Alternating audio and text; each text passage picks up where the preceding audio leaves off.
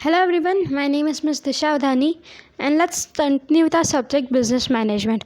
In today's lecture we are going to see 14 principles of business management. Okay, so let's start with principles of business management. Henry Fayol is the most distinguished European management thinker. He viewed management as a teachable theory dealing with planning, organizing, commanding, coordinating, and controlling. He worked as a managing director at a mining firm, and his experience contributed to his thoughts on management. His conclusion was that management was a single administrative science. Its principles could be universally made applicable to any kind of organization. Okay, so in today's lecture we are going to see 14 principles of management by Mr. Henry Fayol, by Professor Henry Fayol. Okay, Henry Fayol was one of the distinguished European management thinker.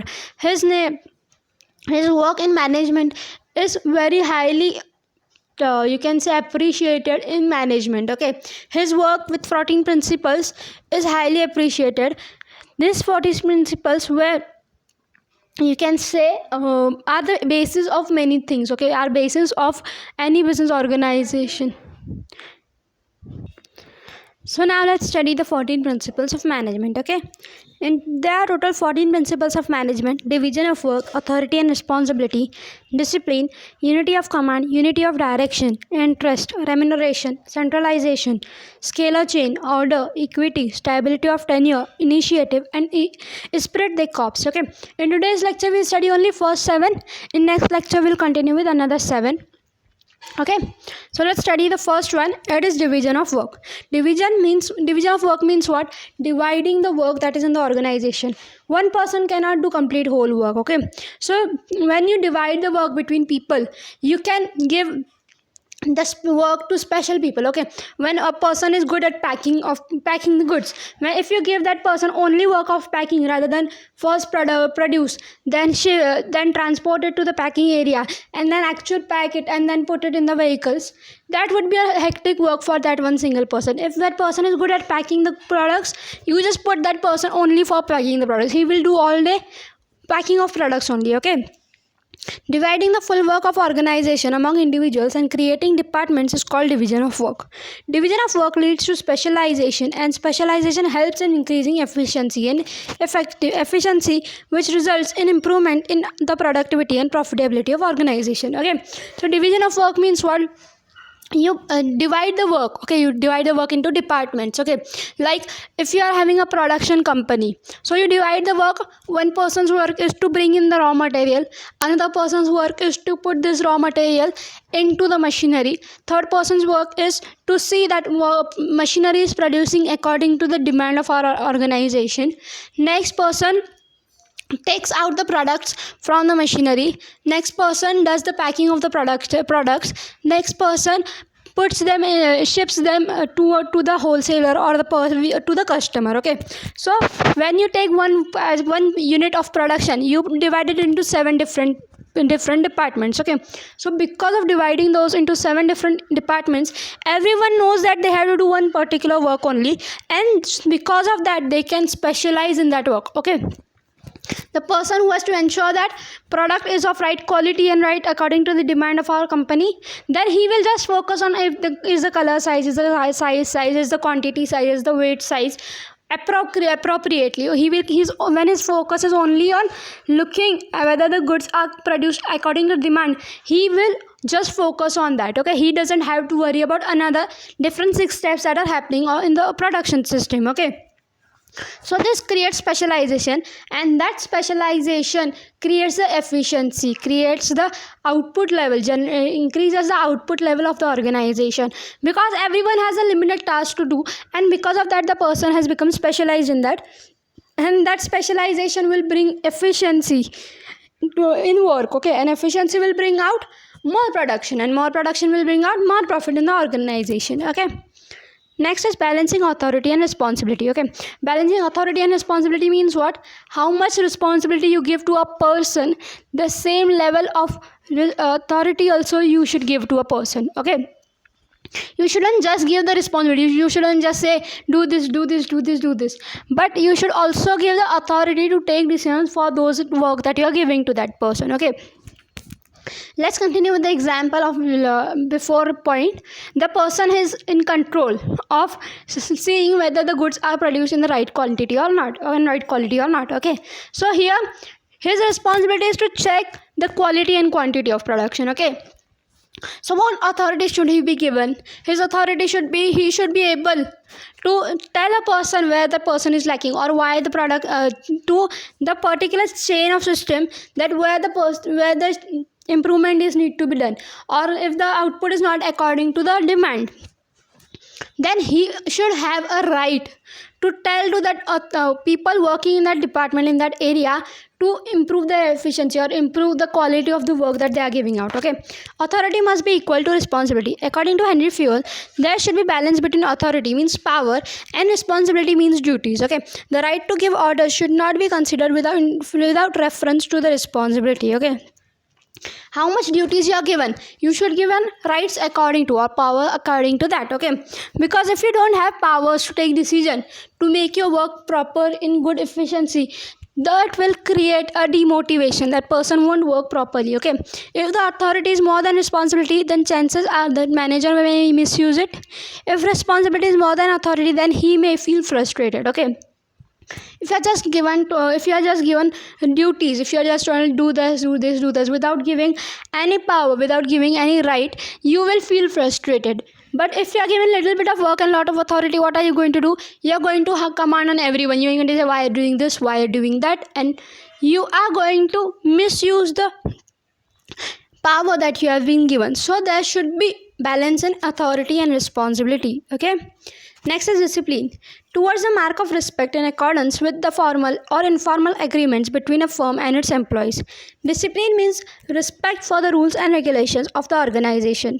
Discipline may be self-discipline or it may be enforced discipline. Okay, discipline means what? There should be a code of conduct in the organization. Okay, discipline means what? I want this work to be done by this time. Okay, there should be rules and regulations.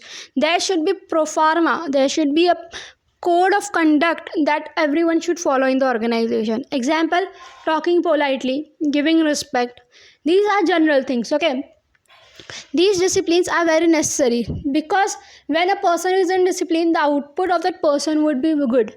If a person is not in discipline, if that person is just harassing everyone in the organization, that is going to affect the other employees, and the employees productivity may reduce if the one person, or if the manager is not disciplined. Okay, so discipline is necessary inside the organization, for the organization also. Okay, no slacking or bending of rules not allowed in any organization.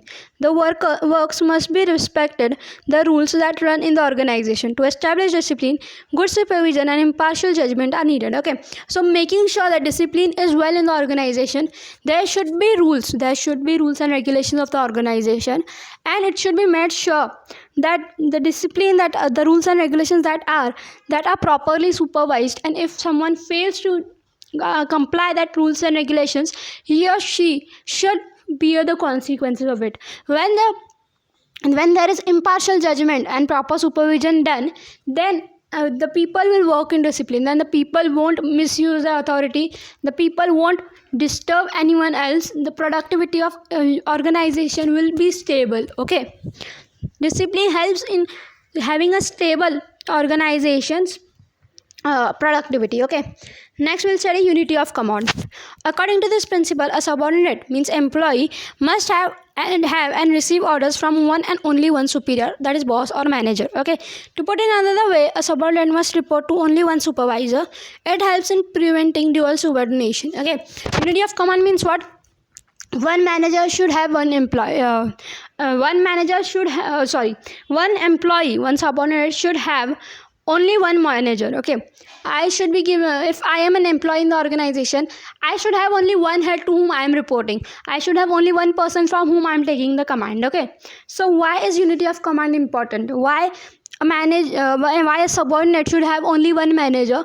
Because that does not create confusion, that does not create dual work in the organization. Okay, when you know you have to respond to that to one manager only, you take his command, you do his work smoothly. Okay, but if there are two managers, the two managers are demanding different kinds of work, both are demanding the work at the same time, and that may be hectic for the subordinate to work. Okay, to put it another ways, a subordinate must report to only one supervisor.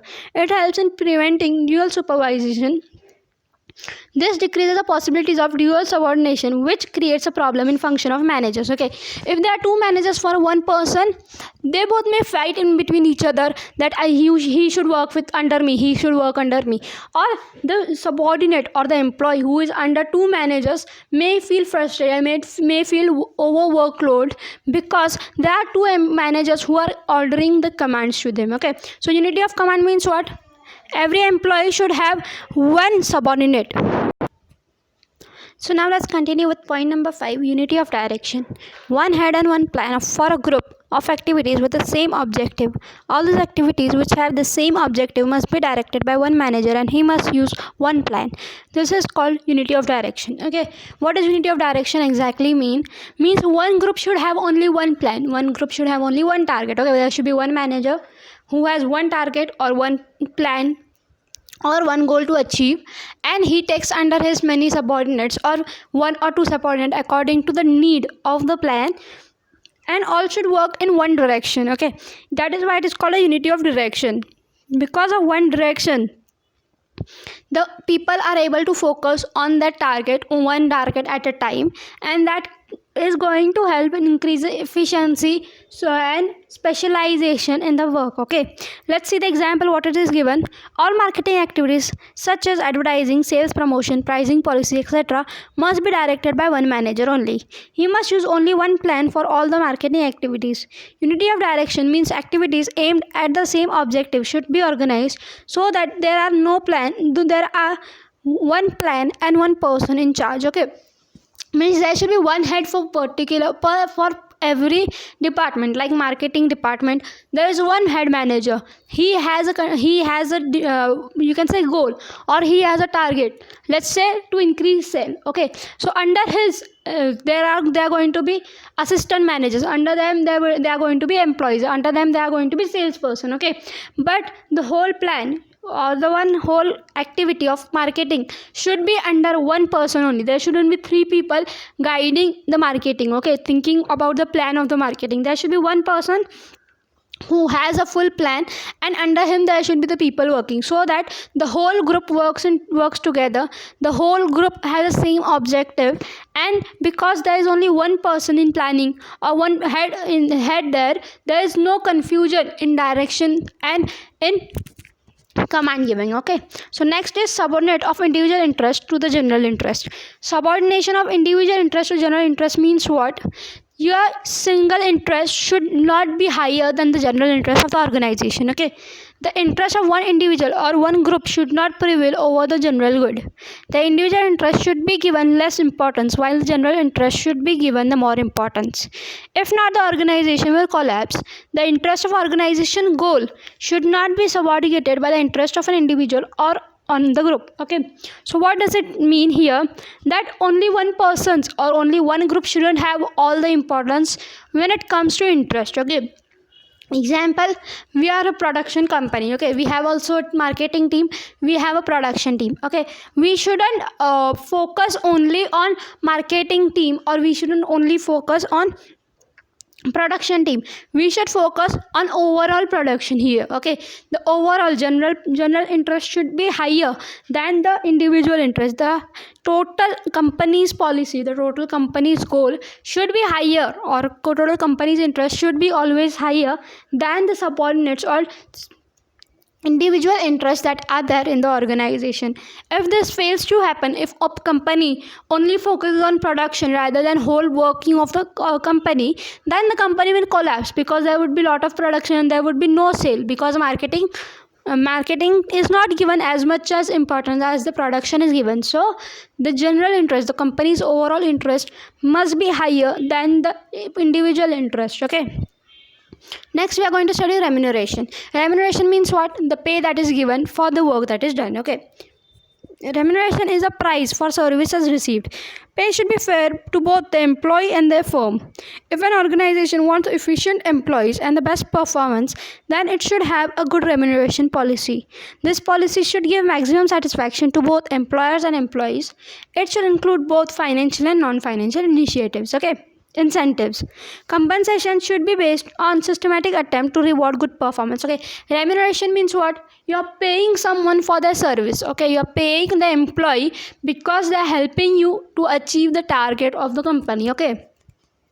You are paying the salesman so because he can do good sales. Okay, here you have to pay appropriately, not just you have to take care of that employee's needs but company's needs also. Okay, how much company can afford to pay, and how much actual work the employee does and deserves the pay should be balanced. Okay, if a person is doing a quite good work, okay, let's take example of salesmen. There are 3 salesmen. Okay, so their basic pay is, let's say, 10,000 per month. Okay, that is the basic say that the sale that they are getting, and you put ahead commission also, let's say 5% of commission on the total sales they do every month. Okay, so here what we are doing, we are affording the income, the remuneration that we are giving to employees. Okay, and this commission 5% is a motivating director. Okay, it is motivating the salesman to work harder and harder so they can earn total and lot of income. Okay, more income as much they work harder, so it should compensate the performance. It is compensating the performance, it is rewarding the good performance of the employees. Okay, if a person is able to do 5 lakh sale, another salesman is able to do 3 lakh sale, another salesman is able to do 4 lakh sales, so 5% of that accordingly they are getting paid, means according to their work, according to their quality of work, according to their dedication, they are getting paid extra besides the basic pay that they are getting paid. Okay, so remuneration means what? The employee should be paid according to the work they do plus according to the budget of the employee also. Okay, and what the firm can afford should be equal to what the employee gets. Okay, so remuneration means what?